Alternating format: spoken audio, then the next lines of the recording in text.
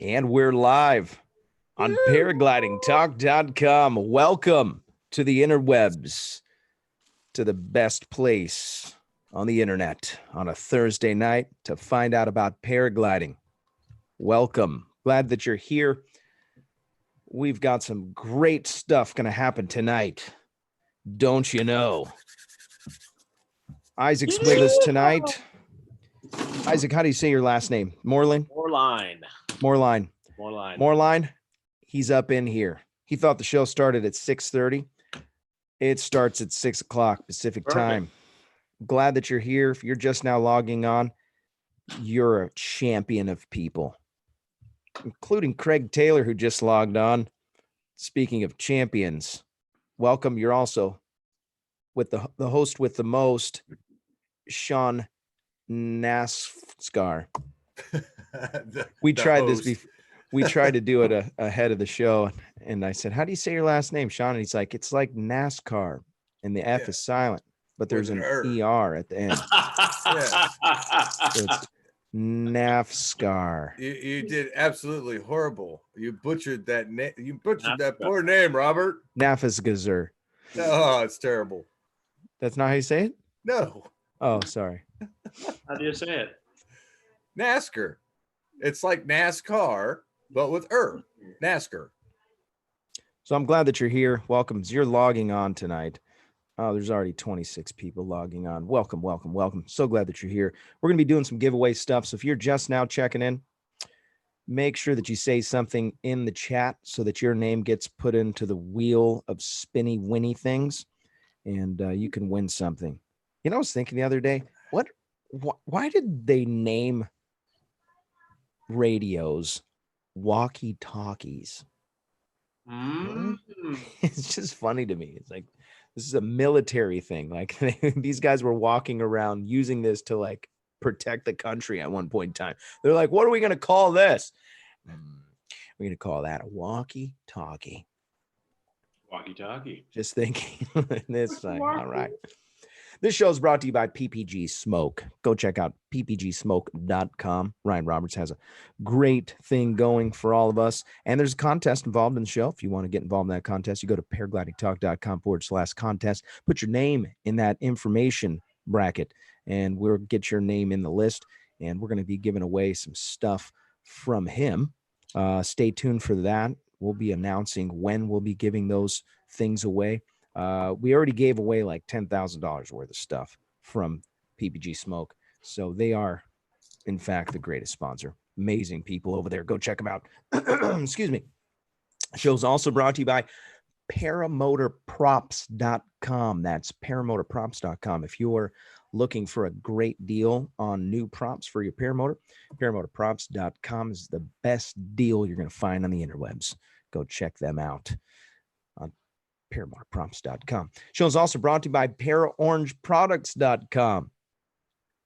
Larry couldn't be with us tonight. He's got something else going on, but he is a champion of people as well. Go check out his website, paraorangeproducts.com. Show is also brought to you by Mike Cotter and the guys at flymyppg.com. If you're in the Michigan area and you're interested in getting professional training, Mike and his team can get you the training you need. If you want to get a hold of them, there's a link in the description. That's flymyppg.com. That's flymyppg.com. Show is also brought to you by Nebraska PPG. Nebraska PPG is run by Josh Bowden. It's a school in Nebraska. And if you're interested in getting some top-notch training, I suggest you sign up with Josh and his team today. Link in the description. This show is also brought to you by Tri-State Skywalkers. If you're in the Indiana or Kentucky or Ohio area, you can reach out to Brandon McCloud and join his flying club. It'll help you grow in the sport, make you a safer pilot. If you're interested in joining the Tri-State Skywalkers, you can follow the link in the description. The show is also brought to you by iFly Indiana-powered paragliding. If you're interested in flying paramotors, there's no better place to get proper training than iFlyIndiana.com. Kevin and his team will get your feet off the ground. That's iFlyIndiana.com. We got a lot of sponsors. You know, we should really start appreciate recording. Sponsors, by the way. We should start recording those snippets so that way, you know, we could just do like the auto play. Just play it. Yeah, you know, Nah. like, well, no, because you know It's not real though. But it could be though. you know, you could leave little spaces for a special guest. You know what I mean? And then, not to mention, you know, this guy. Not to mention this guy over here. Oh, and did we forget to mention this guy over here? That's true. Speaking of forgetting dimensions, there's a very important one, and I saved it for last for a reason. It's because I really like this organization. It's Resurgence PPG. This year, 2020, we're sponsoring 20, count them, 20 candidates. And we've already got a couple of them in the chute. If you are interested in supporting Resurgence PPG, they are an awesome 501c3 organization that helps our military guys, veterans, and you can help to get some of those guys' feet off the ground. And actually, Craig Taylor's one of them. They're right, Craig Taylor. He's like, what? I'm a Resurgence. I'm not a vet, but I involved myself deeply with that program for those guys, and we have one right now at Avon Park, down with Four Winds PPG, Lauren and Shannon Michiels. There was supposed to be two. Something happened at the last minute with the logistics of the second candidate. However, that spot is paid and is reserved, and Todd is vigilantly working on getting that filled, and Lauren and Shannon have graciously agreed to allow that spot to be taken and trained when that is ready. So we still do have two for the start of 2020. So awesome. I love every second of it. ResurgencePPG.com. Let's do 20 candidates in 2020. Isaac is a close friend of mine now. We actually got really close in the last couple of days because my Jeep broke down. He came to help me, stayed in the garage. It was pretty cold. I think it dropped down to like 45, and we were out there working on the Jeep for like 3 hours. And we got it all figured out. We solved the world's problems, as a matter of fact. While he was here. A few of them. I saw a video. I saw that. That was you. Yeah. Okay. Isaac.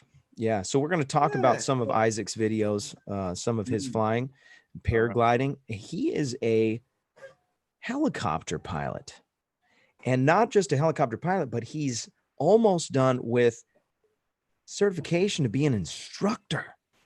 Nice. For flying helicopters.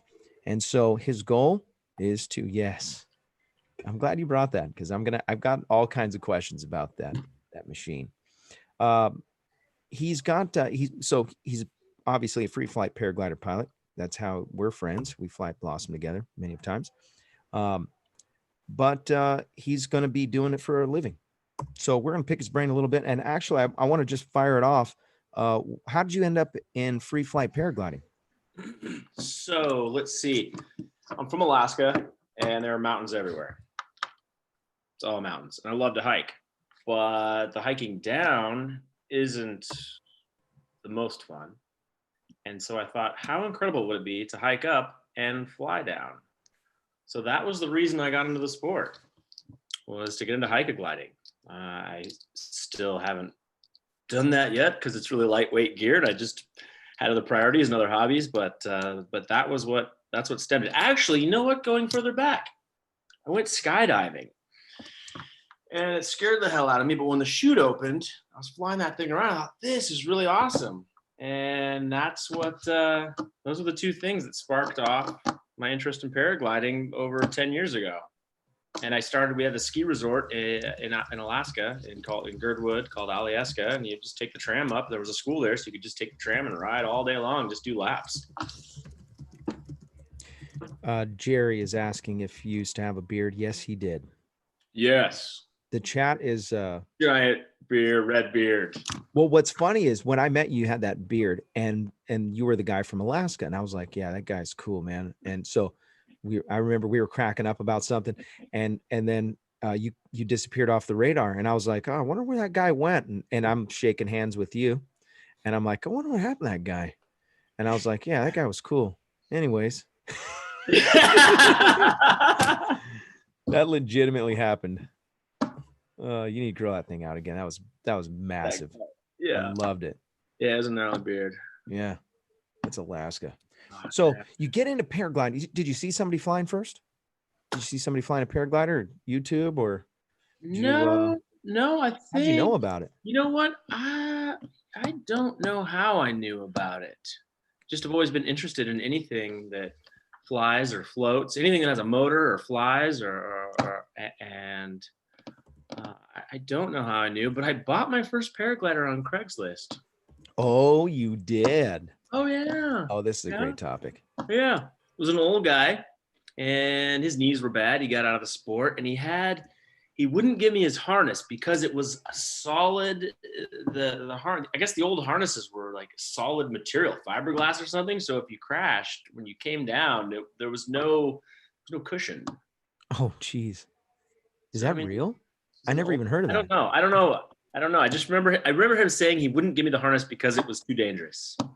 I could be wrong, but I think it was solid. It was That's like awesome. fiberglass. And the wing. was an Talk old about your Adele. wing. An old Adele XL. I wonder if I still have that wing. What did I do with it? I may have just recently thrown it away just so no one would try to fly it. Brought it down here with me thinking I'd fly it, and they would not let me fly it down at Torrey. Oh, to the Tory people wouldn't let you fly it. Yeah. That's pretty funny, actually. Okay, so talk about your training. All right. So we started. Alaska was nice. So there's a lot of bluffs around the shore. There's a lot of erosion. So we've got bluffs that are probably anywhere from 50 to a couple hundred feet. And there was one it's by the ocean, beautiful spot, and the wind just comes in perfectly every day. So we learned to kite out there, and we do our first flights off of it. It was probably, maybe 100 feet down. So you had a 20, 30-second ride just right off the bluff down into the flats, and you'd pack up and bring it back up and do it again. And then we went to the ski resort, and one of the instructors that I was learning with, I still remember my very first tandem flight, but one of the instructors I was working with, he had asked if I was ready or if I'd flown or something, and I just basically just chucked it off the mountain because I was tired of waiting. I was like, "Oh yeah," he said, "My instructor said we're good to go." And so I just flipped it up, and boom, I was gone because I knew what I was doing. Forward launch, right off the top of the ski resort. No kidding. Yeah, it's beautiful. Beautiful. And so, hold on a second. You didn't have any flights at that point, or you just had very little flights? I had the little bluff flights. I had maybe 5 little bluff flights. Yeah, they were like launches and landings. 5 30-second flights. Yeah. And you had 5 of those. Yeah, I was ready to go. And then you were like, okay, now I'm gonna go off the big one. Yeah, I'm done. Let's get this party started. My gosh. And were they trying to reel you back after you launched? No. I convinced the other instructor, who was the guy underneath my instructor. I had convinced him that I was good to go, that my instructor had signed me off. Oh my God. He's like, "Oh, okay, cool. You're good to go." And I was like, "Yeah, I'm good to go. Let's go." And he's like, "All right, cool." And I think there was a little talking to after that, but we got going. Nice. Yeah. And that was a few thousand feet? Yeah, a few thousand feet. Yeah. And how was the landing? Landing was beautiful. There's it's basically a swamp, kind of a lake that's grown over with materials, and there's a windsock down there full of trees, and there's a restaurant on top of that mountain called Seven Glaciers. So we got 7 glaciers all the way around you that you can kind of see in the mountains. So it's a beautiful area. It's pretty neat. And so non-event landing? Non-event, no. Just came down, landed it, packed it up, and went up. The lift ticket is $18, so you can just do laps all day long. Oh, so you paid $18 and then you just get in the gondola or chairlift? Nice. Yeah, it's great. And no snow at that time. That was spring or something like that? Oh, there's still always snow. It was summer. Yeah. No kidding. We have an average of 62 sunny days a year. So we had a few years where I couldn't fly. That's what happened. I'd put the gear away. We had one summer where it rained all summer. So we just never got maybe 1 or 2 days. And it was working on that day or something. And then another year they were putting in new ski lifts, so the resort had banned paragliding for that summer. So it was, 2, 3, 4 summers go by and not a single flight. Wait, why did they ban paragliding? I don't know. They thought it was the resort thought it was a risk because of this new chairlift that they were installing at the time. They just thought it was a concern. And then the school shut down. And my instructor had my gear. He was planning on getting this old reserve repacked, and then he just disappeared for a few years. Dude, Alaska's weird like that. I couldn't find him. And like a couple of years ago, he calls me. He's like, "Oh man, I'm leaving state. This is one of the last things I need to clean up." He's like, "Here's your old gear. Here's this harness. Here's another harness. All this stuff." And he gave it to you. Yeah, he gave me all the stuff. Yeah. What was he supposed to give it to, or was? He had the stuff. I was gonna buy a reserve from him, or buy a wing, and I'd already bought a reserve, and I was buying a harness from him. And he was packing my old reserve into that harness because it was a super old reserve. Like no one even had seen these things. I think it was steerable, but it was super old equipment, man. Really? Oh yeah. Gosh, I wish you knew what it was. That's a pretty amazing story. I could find all the gear. I still have all. I found the packing list for like how to package it, and the wing was an old Adele something. I could find the pictures. I took pictures of all the stuff, and wow. And yeah, and I brought all the gear down here ready to fly, and Tori said they would not allow me to fly it, so I bought all new gear from Tori. They reeled you right in. Oh yeah, yeah. That's good though. What's in this? The background, they're like, we met this guy. It says "sucker" right across the top right here. No, you can hear it. Not true. You can hear it raining when he come in the door. Yeah, they say a sucker and his money will soon be departed. That's right. So I want to ask you, you've got a ton of hours flying helicopter, and we talked a little bit on the drive across. We went to Arizona because I bought a new Jeep. Yeah. Bought a new Jeep. It's very nice. Yeah. The during our trip, you had mentioned something about we were talking about what happens in a helicopter when the engine dies, and but I don't want to go there just yet. We'll tell you. No, that's not what happens. But we want to we do want to talk about that because this is something personal. I want to understand. But I want to ask you, did you transfer over any of the information that you're learning from helicopter piloting to paraglider? Oh, for sure. Yeah. Please share. And is there, do you think that you're a safer pilot now because of what you learned? Yeah. So I'll start with, there's a few safety checks. There's a lot of them as a pilot.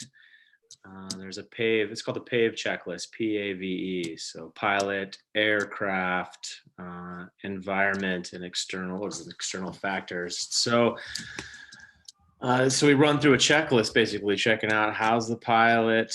I should break out my list here. I've got a list of all the safety acronyms. Let me pull them up.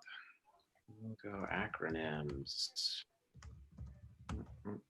So there's a bunch of these checklists that I go through, and so I run them through in my mind before I go flying. I say, how's my equipment? How's the pilot? How are the conditions? Are there any external pressures? There was a time where I went paragliding, and I had somewhere to be in a short period of time after, and it was a beautiful booming day, but I forced myself down to the ground through conditions that were dangerous because of external factors, when I should have just, the best thing to do would have been to continue to fly. Interesting. So external factors are huge, whatever they can be. Also, how's the condition of the pilot? Is there anything emotional going on? Am I having a fight with my girlfriend? Am I having financial issues? Is there something going on? Did I sleep enough? I mean, there's a lot of factors of the pilot that I need to take into account. Now I really want to find these acronyms. Hold on. Aviation world is filled with acronyms. Yes. I learned something very cool that you I didn't know I didn't know what it was about, but we were talking about because, and this goes back to me. I bought a Jeep that was 2.5 hours drive away. It was actually in Arizona from California, 2.5 hours, 2.5 there, 2.5 back. Ugh. So I wanted Isaac to fly me there. And I'm like, Isaac, can we fly there or what? And because the airport's, not too far from my house, but it just, Isaac's not on that level yet to just take a helicopter and fly me somewhere, but he's we getting could there. do it. It was like $1,000. That's fine. What I mean by you can't afford to take me for free. So he checks the flight plan, and on the way there, we were driving through the clouds. It's pretty cool at a certain altitude, and we were talking about I said, what would we have done had we been in an aircraft? And you mentioned the rule about odds and evens, and I thought that was really cool, and I want you to share that with everyone. Okay, so it depends on if you're flying VFR, which is visual flight rules, or IFR, which is instrument flight rules. There's different requirements. So visual flight rules means you have to have a certain amount of distance between clouds. So you've got, we'll just say typical airspace, you're flying 3,000 feet, or you have to have 3 miles visibility, 1,000 feet below clouds, 500 feet above them, and 2,000 feet vertical separation from clouds. In general, every airspace is different and also depends on altitude, but just for a general rule of thumb. And we got into some clouds there, which is instrument flight rules. But so WEO, west, even, east, odd, WEEO is the acronym that we use. And if you're flying west, so from 180 up to 359 on your what's your little compass, on your compass, you have to fly odd, west, even thousands of feet. And if you're flying east, it's odd thousands of feet, at over 3,000. So 5,000, 7,000, 9,000, west, even. So if you're flying east, I was like, why didn't they just make it east, even? Right, east, even. Yeah. It was made more sense. And when you said, you gave me this illustration, what was it? Yes, the other one was 0 for odd, 0. So 0 to 179, O for odd. So you fly from 0 to 179 is odd. So you're odd thousands of feet. Yeah. It's odd that it's not east. Odd. Yeah. So if you're flying east, anywhere from odd west. Anyway, yeah, it's I thought that was really cool, because if you're flying in clouds, or you're cool. So if you're going west even. So if you're flying west, you're on at 2,000, you're at 2,000 or 4,000, and then 3,000 or 7,000 going the opposite direction. So you're layered, so that you've got virtually 2,000 feet of separation. So I found those acronyms. One important one is I'm safe is one we use. So I am SAFE, illness. Am I sick? Am I taking any medications? How's my stress level? Have I had any alcohol?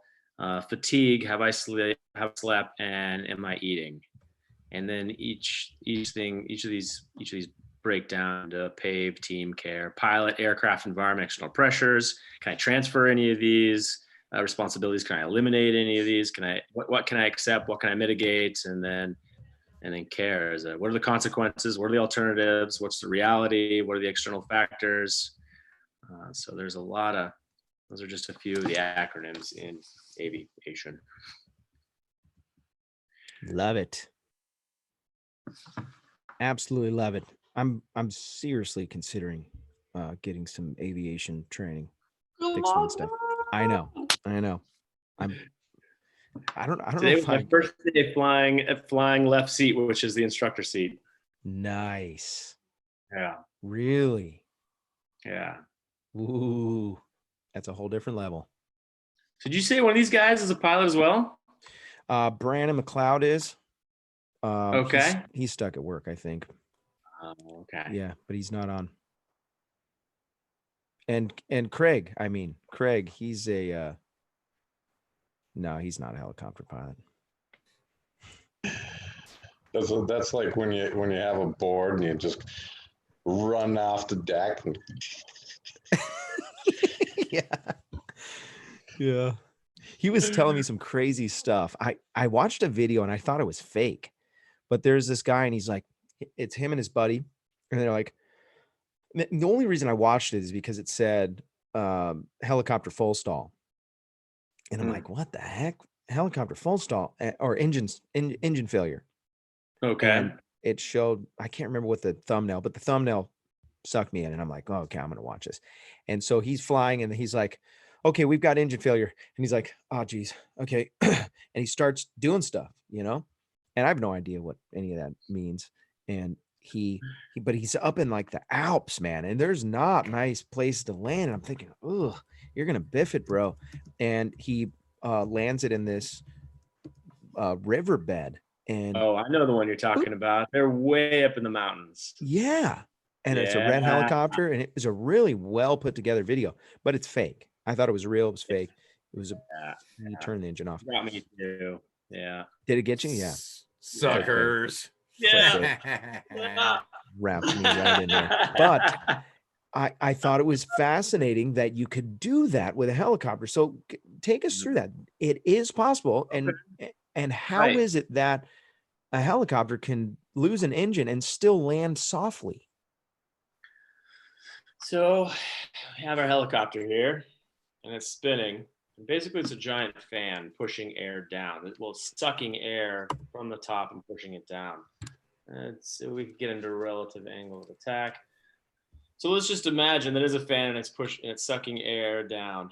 So you lose your engine, you've got to keep this spinning. So immediately you lower the collective, which changes the pitch on these blades, and you start to fall. You're falling fast, and now that air goes from down to now the air is coming up through the blades. It's all about relative wind, and so we're using altitude to begin to fall and spin the blades, and so then you can control this rotation of these blades through our collective, which would be which controls the pitch, controls the RPM. So as it falls, you're using all the energy you have to fall through the air. Let's see, I'll try to get this in the right place. You're falling through the air, and when you get close to the ground, you flare to slow down because you want to burn up some of that energy you have, and that energy is going into your rotor system. And then you push forward at the very end, and right before you touch down, you try to, you're still moving forward, and whatever rotational energy is all the energy you have left, and you pull your collective to cushion this landing, like right at the very bottom. And like what, 5 feet? Like 10 feet? For that initial pull, you would, right before you touch the ground, you'd pull that collective. Like it's inches? Forward. Inches, yeah. Really? Yeah. You want to almost touch the ground. We never actually practice full downs. When we do the auto rotations, we come in, we flare, we push forward, and then we turn the engine back on and take off. Because there have been a lot of accidents in practicing these auto rotations. Yeah, and then you're breaking your dang helicopter. Yeah, so they don't teach them. Yeah, you can do a tail rotor strike. Like guys will flare too much and they'll strike strike that. You take off your tail rotor, or you bend the tail boom. Any of those things are bad. See, I think I'm just like, if I'm spending the money on a helicopter, I ain't trying to pull all that crap. Okay, I ain't trying to put it through all that because hey, I just spent the money on this thing. I'm gonna take it easy. Easy. You got to be ready for anything. You got to if be ready you guys for are an engine out. watching really cool videos on YouTube, there's some guys in Russia that do these auto rotations and they land it backwards. They come in like, I don't know how they do that. They come in backwards like this and land it. It's so crazy. They're the most awesome videos. We'll talk a little bit more about some videos in a minute. Let's give something away. One of Yes. our viewers, Paul Ellwood, sent us one of these. This is a gear keeper. It's a little device that you connect your phone to, or whatever device that you don't want to drop when you're paragliding. Oh, that's so cool. Yeah, I have one. And I think he sent it because I mentioned it in one of the videos. But anyways, Gear Keeper, they should be a sponsor of the show. I'm going to reach out to them. Yeah. They're in Ventura. Well, anyways, these are awesome. You're really going to like it. So you pull, I have mine on my phone, so it's like a selfie thing, and it spares my phone. We're going to give that away tonight. Why don't we spin the wheel? Okay. Yes, we Spin are. it We to are. win it. We are going to spin the wheel. And if I haven't put your name in the wheel yet, it's already too late, because it's everybody that's been in here that's been typing and everything before we even said anything about the spinning. So are you ready? Wow. How many people are 64 people are watching? Yes, you're very welcome, Robert. Right You on. see, that's Good work. what getting my name mispronounced does. See, That's right. It's Sean like Nafazgazar. no, it's like No? it's like ask her, Okay. right, but with an N in front of it. NASCAR. Sean NASCAR. No, it's like ask her. Say ask her, like in California. I know you okay. Californians know Ask how to talk. her. Ask her. Sean, okay, there you ask go. her. Now say NASCAR. Sean Napster. No. There's no hope for you, son. Do you remember Napster? Yes, I remember. We used to have to Napster. download videos. That was back when internet said.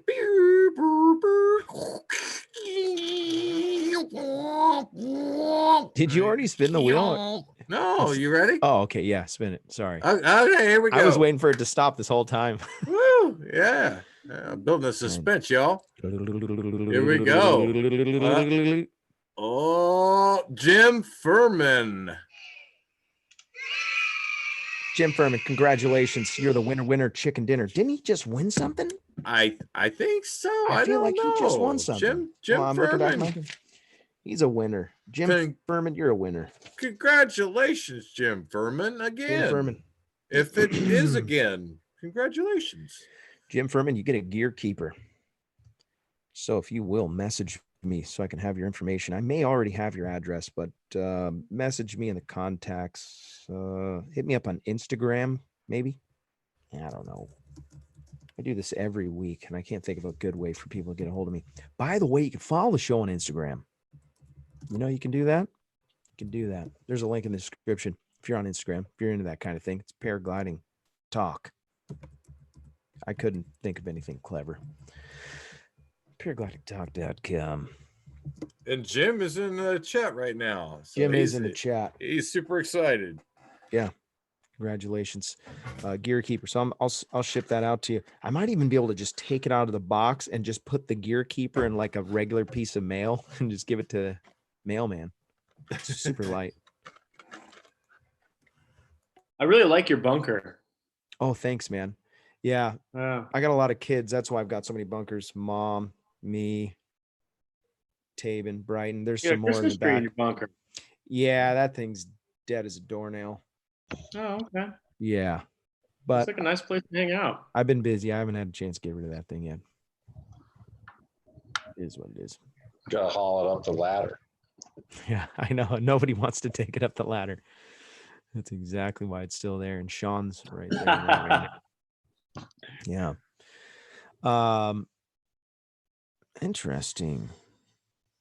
There's a bunch of new people. If you are just now coming onto the show for the first time, make sure you hit the subscribe button and then hit the bell and then hit all so that you get all the prompts when the show's going to come on and all that stuff.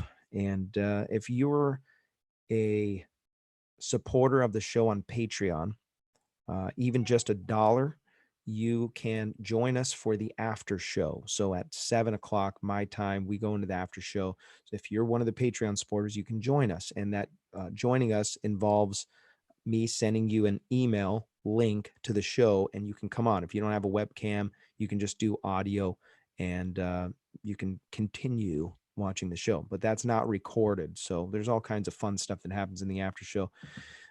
So go support the show on Patreon. You know what I'm saying? Keep the show going. And I appreciate all the Patreons that support the show. So I wanted to talk a little bit about the safety aspect of paragliding and talk to you a little bit about your progression and fear mitigation, a little bit of that. So first, I want to just talk to you about where you're at on the spectrum of paragliding. Typically, we have people that are completely in the stoke factor. This is all the way to this side, and nothing matters. I just want to fly. And you're always having to tell this person, hey, this is not a good idea to fly, or the weather's bad. You're just going to you're taking a sledder, guaranteed. It's actually going to be blowing down, and you're going to go down really fast. But they still want to go. They'll fly any gear. They don't care what it's going to take. And then there's the opposite end of the spectrum. Super ultra safe. They will only fly brand new stuff. They will only fly when the conditions are absolutely perfect. And they will not fly in any dangerous situation. They're the glass off kings and queens of our sport. And they might fly forever because they have taken safety. So where do you find yourself on the spectrum? Let's see. We kind of go over here, over there, somewhere over here. Maybe what's Okay. there is starting to go over here. Okay. Starting to move towards the safe. I haven't been flying as much lately, just because I've been measuring risk versus reward for myself, and I'm definitely afraid of taking an impact on an ankle or knee. As I get older, I start to think I love to hike. I enjoy walking, and walking is something I want to be able to do comfortably for the rest of my life. So anything that can get in the way of that. So I try. I have taken risks, and usually because I did not understand the risk that I was taking, like maybe getting too far back at Blossom. There's some houses there. You can get too far back, and then you can't get back to the hill, and you have to land in the street in between houses on the backside of a hill. In the lee. Yeah, in the lee. So, I love that. Yeah. That day was so fun. I was. Oh yeah. I mean, after you landed and you were fine and you came to the hill. Yeah. We'll talk about it afterwards. Oh, I wasn't scared. I didn't see a problem with it. Tony gets on the radio and he's yelling at me. I mean, he's panicked. Like, get out of the ground. You got to get out of the ground. He was sheer panicking. Yeah. And, I haven't flown there many times. I'm just lollygagging around thinking I'm having a good time. I'm like, just land in the street. I don't care. I can get back. Yeah, I can get back. I just walk back. I landed in the road in front of these, multi-million-dollar houses, landed in the road and packed my gear up. And it's a nice reversible set. So packs in a nice little pack, put it on and went back up the hill. But I'd gotten too far back. It's these things you learn. And proper instruction is very important. Having a good and hands-on instructor. It's better to have one-on-one instruction than, I think, instruction from not hands-on. YouTube, or maybe you're somewhere where there's a whole bunch of students and only one instructor. The reason I like YouTube is it doesn't yell at you. Unless you accidentally slip and watch a Dell video. You gotta take your YouTube video while you're flying and watch it. Yeah. Cataland. I would. I went over to El Cap one time and chickened out halfway through and thought I could turn back. That's also when I was in New. Wait, what? Say that again? I got up really high. Went up really high, and I was like, sweet, let's go to El Cap. But I didn't know where to go over there, and I was all by myself. So I started to head over, and I was like, you know what? No, I'm just going to turn back and go back to the... When was this? Oh, I don't know, last summer. And luckily people got on the radio, and they were very angry. Wait, because you were halfway there, but you were low. I wasn't low, I was high. But then I turned back. They're like, you can't go back, because basically flying into the leeward side of Amen Ridge. Right. And who was on the radio yelling at you on that one? Tony again? Tony, yeah, and everybody else. Yeah. And, I mean, thank God. They're just what an incredible community of people that they're really looking out for each other. And that's a disadvantage without being trained in the mountains with a good instructor. I'm just saying that thing says success like a bunch of people screaming in your radio at the same time. That day that you landed behind Blossom. That was the first time I had ever seen anybody land back there. But you're not the first. Yeah. And you probably won't be the last. Right. People have landed back there after you, but it is very dangerous because of the flow of air and what can happen. But right on the right, with the right conditions, you'll be fine.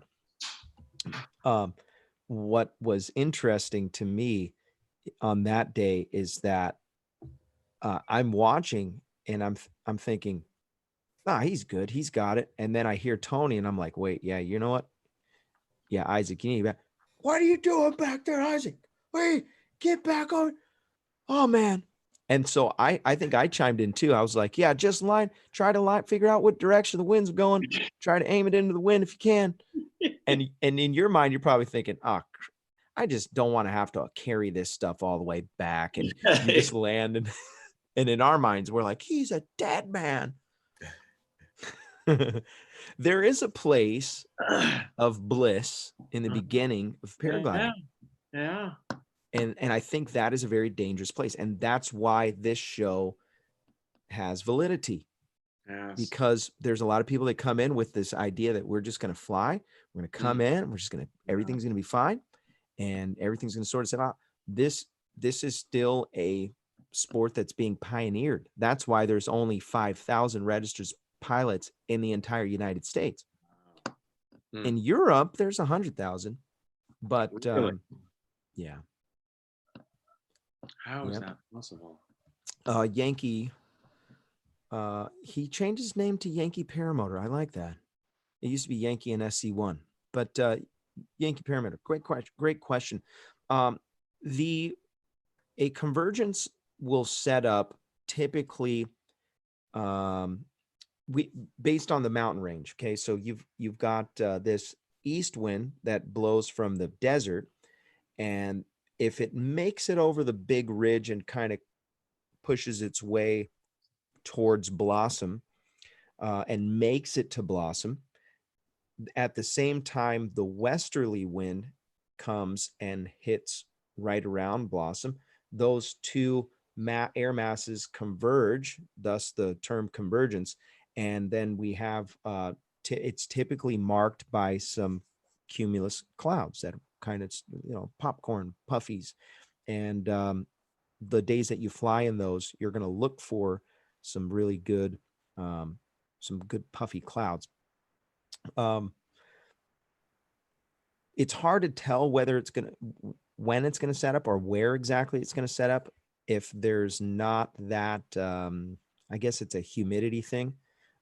And so if there's no humidity and maybe it's a higher pressure day, you're not going to get the convenience of seeing where the clouds are popping. And so you have to rely a lot on weather and wind direction forecast. But for the most part, all summer long, you get this nice convergence line starting somewhere between Horse and Laguna, maybe, and sometimes as far as Blossom. And then if you can catch that convergence, man, you go to the moon, and then you can go as far as you want. It's really fun. I haven't caught the big one yet, but these guys will launch from Blossom, go all the way to 29 Palms, Palm Springs, Hemet. We're talking like 100 miles. And I know Russman's done it. Ryan Bloom, Connor Bloom, David Hatfield's done a couple big ones. I want to get one too. I should have had one by now. Hemet's a long way to go. Hammett? Yeah. Yeah, I want to try it. This season will be the season. I'm all geared up, man. I'm ready to rock and roll. The only thing I have to get now is a P tube. That's what we should be giving away. P tubes. I got this little contraption. This is very neat. This is a little music player made by some company. I think it's called Sasquatch, but it's really nice. So that's going to be on my Instagram panel. I tested it out the other day. It's really nice, chilling, flying with some music. I have to be careful with my video because they'll copyright infringe my video. Mm-hmm. But it's really loud and really nice. But yeah, that and the P-tube was all I needed. And now I'm ready to rock and roll. I just need good weather. Come on, good weather. How long does it take those guys to get all the way up there? They launch at like 11:30, and then they're touching down at like 5:30, 6. Yeah. That's a long flight. Hope you Full have some day. Yeah. water, Bring a snacks. snack. Yeah. Yeah. Some of the guys use the condom catheters and just pee through the tube, and so you're staying hydrated. You got a little Camelback with some water in there. I got a little too fat over the holidays, and so now I can't bring ballast like I normally do. And I say fat, I'm 165 pounds, but I was 155 pounds when I got into this glider. So now I'm 10 pounds more. So now I can't take the amount of weight. Like I'm literally flying at the top of my glider. And so now I just bring 2 water bottles. Got to slim down a little bit. So is there anything that you can offer to the people that are watching, 61 people watching, to be a safer pilot? More like be in the long haul. You know what I mean? What advice do you have for them? And you can reach into your helicopter safety Right. stuff. You know? Right. There's a lot of good resources for wind. Windy TY. It's Oh, yeah. fantastic. It might just be windy now. But they have an app which is just great. You can get live time wind, real time wind from all over, every source that's available. That's been helpful. I'd say learning about weather. You know, there's a ton of free FAA courses on weather prediction, learning about clouds, learning how fronts and how weather works. It's all there's so much information in weather. I mean, I'm only beginning to scratch the surface to be able to predict, understand, and I mean, I think that's super helpful. You know, the thing that they always say, they say it in aviation and paragliding, that it's better to be on the ground wishing you're in the air than in the air wishing you're on the ground. And it's just so true. My last flight, it was up at Blossom, and it just, the wind died down immediately. And I got to trust my gut. Sometimes my gut just tells me not to launch or don't go. And I was ready to go. I was getting ready to pull my gear out, but my gut was telling me don't do it. And so I didn't. And people were just they were going down to the bailout. They're down to the hairpin there. There was no lift. And it just happened so fast. I mean, you guys were skyrocketing up, and then next thing you know, everyone's can barely stay up. So, you know, trust your gut, listen to people, trust what everyone says, and God, just ask questions and listen to there's so many people in the sport that have a ton of good advice. I mean, you have to filter your advice and take it with a grain of salt, but the majority of people are there to help. And I think especially in this community, people want to help. And all you have to do is ask. If you don't know, ask. You know, don't be afraid to ask. And don't be afraid to feel stupid. I'd rather feel stupid than get hurt. And one of the great things, one of the old timers up there, he said, don't impress me with your flying skills, impress me with your judgment. And that stuck true to me. Oh, that's good. That just rang true. I like that. Yeah. Yeah. Don't impress us with your flying skills, impress us with your judgment. So I think it's super important. You write that down. Good. I don't know about you, but I don't want to get hurt. I'd just rather not get hurt. Yeah. And I mean, we're here to have fun. Yeah, that's one thing. We're not at this point in our society. We don't have to fly. I'm not saying that it won't come to a time when you're going to have to, but today we don't. It's just for fun. It's just leisure. We're just going out there to enjoy it. I've had a couple flights that were white knucklers. You go and get out there and you're like, yeah, you know what feels good? There's some lift. I bet you this is going to be good. It's a little strong. It should be fine.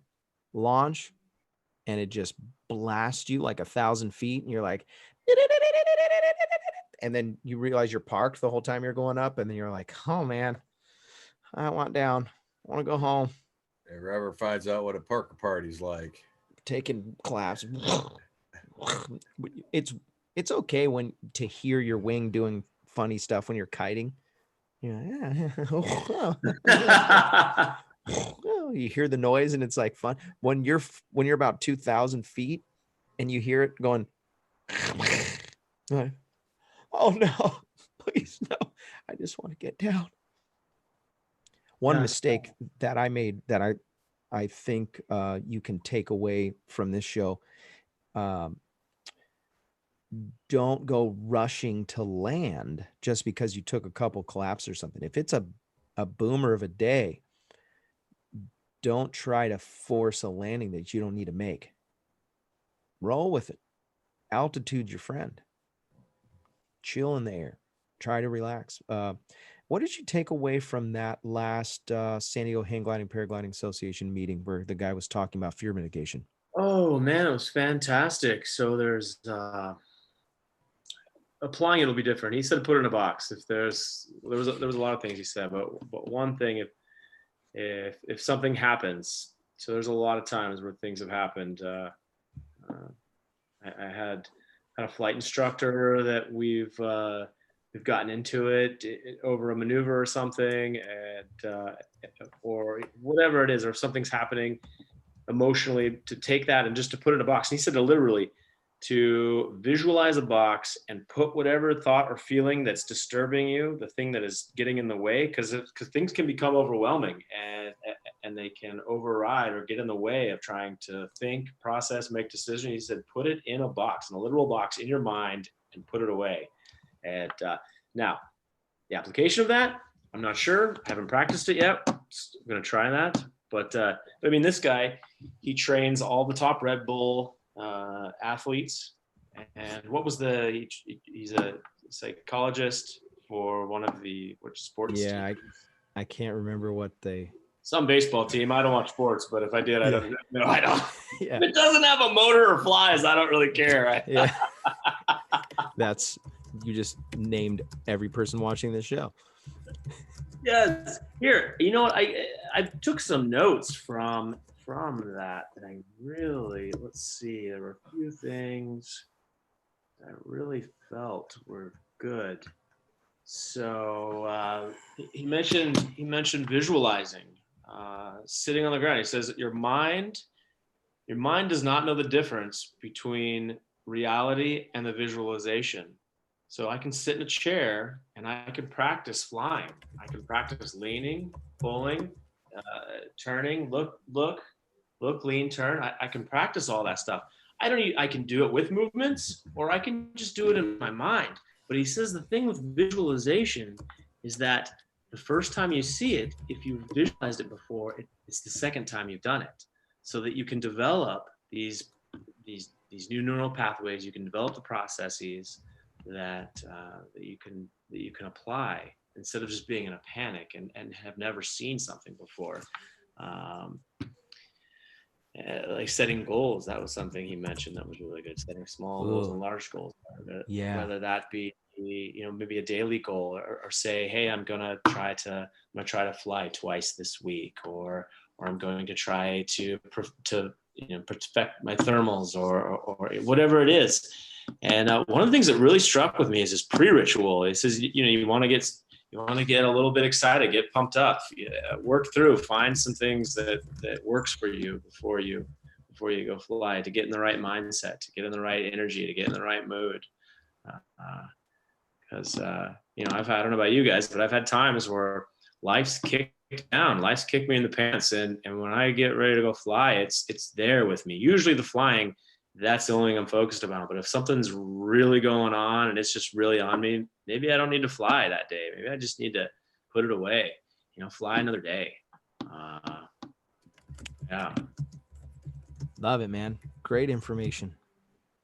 If you have any questions for our guest tonight, we've got about 5 more minutes. You want to ping those in the chat. And really appreciate everybody who's been watching the show. We're episode 105. tonight. Is that right? 105? Yeah, I think so. Wow. Yeah. 106. 106. 106. Yeah, Matt Minyard was 105. What an amazing group of people. Every week, people showing up, hanging out. We got some big days coming up here, Isaac. We're gonna do some big flying. Oh yeah. Gonna do some big Talking to flying. Phil Roosman today about that. What's that? You were? Uh-huh. You were talking to Russman? Nice. Oh yeah. The Yeah. Russelheimer. I was gonna call him earlier. I need to call him. I love Just that to guy. harass him. Yeah. Oh, Ripman Ryden wants to know how's the pay for a helicopter instructor? Helicopter instructor? Yeah. Take minimum wage and cut it in half. Yeah. You pay. You actually end up paying. Some places start off at about $1,000 a month, and the best I've ever heard is $3,000 a month as a flight instructor. But that's how you have to pay your dues. So you go through all your ratings, you become a flight instructor, and then you teach until you have 1,000 hours PIC, pilot in command. Once you have 1,000 hours, then doors start opening up. And so the only way, one of the best ways to start building hours is to become a flight instructor and you teach people. And so you're getting paid in hours. Instead of having to pay $300 to $500 an hour to fly the helicopter, someone else is paying that and you're teaching them. So they may not pay much in your salary, but the experience and the time in that helicopter is worth every second. Yeah. And do you have any goals as far as who's going to hire you? What do you want to do? So I would love to get hired on where I'm training now. It's a fantastic company and they're very versatile. They have a lot of things that they do. They're a great company. So I would love to get hired there. It's about timing. Someone has to be going out when you're ready to come in. So one of the instructors needs to have the right amount of hours and needs to find a job and he has to move on. There has to be an opening and you move in. My original school in Alaska, they may have an opening right around the time I finish. So they know me. It's about relations. The business is all about relations. You have to know people. They have to like you. Also, there's a weight limit. I mean, they really want you to be under 190. I'm a little over that right now. So we'll see. That's a tough one. Yeah. Just don't eat. Yeah, you stop eating. Yeah, it doesn't work so well. And so yeah, but after that, then so you want to do life flight? What do you want? I would love to do life flight. Yeah, Reach is one of the best companies here in Southern California. These guys are and you can stay here. Amazing. Oh, that'd be fantastic. Wouldn't mind flying tours in Hawaii for a couple of years. A lot of guys do that. Yeah, that's a way to rack up the hours. Yeah, I mean, it would be awful to have to live in Hawaii and wear shorts, right? Fly around the beach. Yeah, yeah. I mean, I feel sad for. But you got to earn it. You know what I mean? You got to earn it. They ain't giving it to you. They sure ain't giving it to you. Giving it to you. Well, we're going to go to the after show. Thank you so much, Isaac, for coming on the show. One question before you go. Having me. Yes. Will you come back on the show again? Yes, anytime. If you guys will have me, I'd love to. I appreciate it. Okay. Yeah, I always ask people live on the air. So if they didn't really want to be on the show, yeah, I will say, well, he said he wanted to come back on. Thank you so much for watching the show. I appreciate the sponsors, ppgsmoke.com, paramotorprops.com, paraorangeproducts.com. Also, the guys at flymyppg.com, Nebraska PPG. Don't forget about the Tri-State Skywalkers, iflyindiana.com, Resurgence PPG. If you're interested in getting your name on the sponsor list, you can do it. Do it. Go check out the sponsor page and support the show on Patreon or PayPal. And for the price of a cup of coffee, you can learn something, or somebody else will be watching the show. Maybe you don't even watch the show anymore, but you invested in it, and you might help somebody else to fly safer. It's all worth it. Cup of coffee, $1 here and there, big deal. Make it happen.